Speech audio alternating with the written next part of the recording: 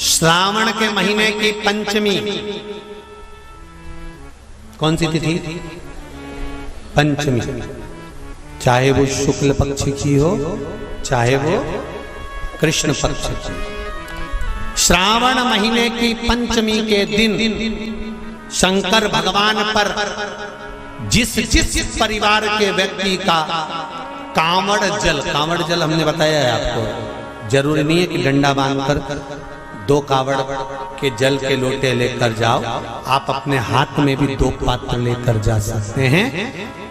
पंचमी तिथि के दिन हाथ में 2 लोटे जल के, 2 कलश जल के जब हम शंकर भगवान को चढ़ाते हैं तो ऊपर जो कमंडल होता है शिव जी के ऊपर जलधारी होती है, जिसमें जया, विषहरा, शामली बारी, दौतली और देव, शंकर भगवान की 5 बेटियां जिसमें विराजमान होती हैं। जब हम जल समर्पित करते हैं, हमारे पीढ़ी में, परिवार में अगर कोई अधोगति में मर गया होता है, कुंवारी अवस्था में चले गया होता है, गर्भ में मर गया होता है, गर्भ के बाहर निकल कर भी अगर कुंवारी अवस्था में चले गया होता है, तो श्रावण महीने की दोनों पंचमी पर परिवार का अगर कोई एक व्यक्ति भी जल चढ़ा देता है शंकर भगवान पर, तो सर्प की योनि में नहीं पड़ता, जीव मुक्त हो जाता, प्रेत योनि में, सर्प की योनि से मुक्त हो जाता।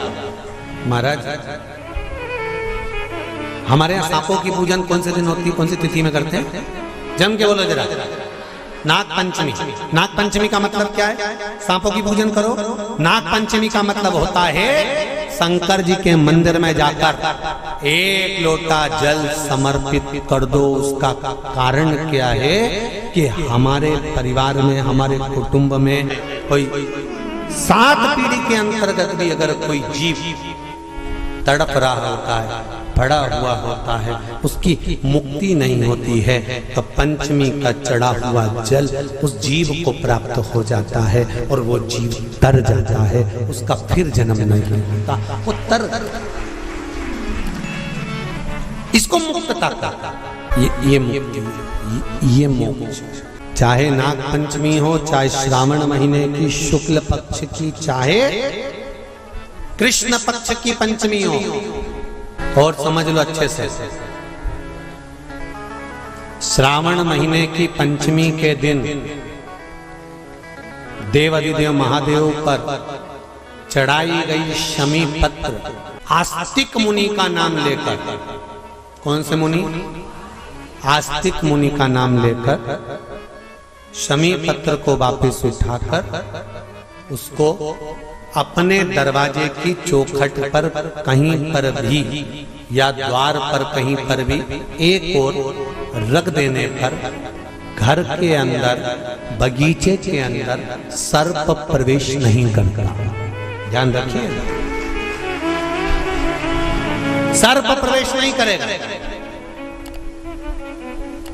शमी पत्र समर्पित करने पर, उस शमी पत्र को आस्तिक मुनि का स्मरण करने, कौन से मुनि है?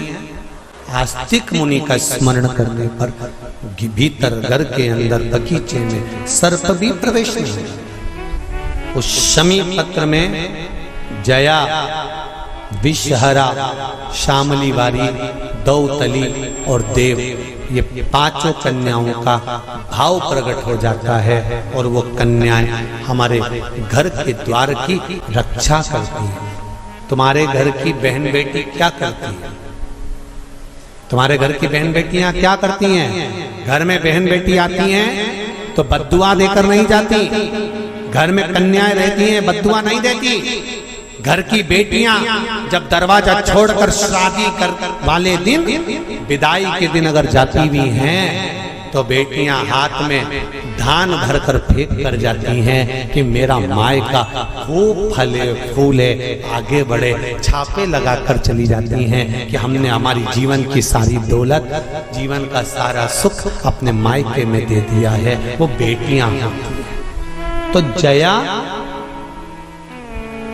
विषहरा, शामली बारी, दौतली, देव, ये उस घर में निवास करती हैं जिससे ये घर में हम रक्षा कर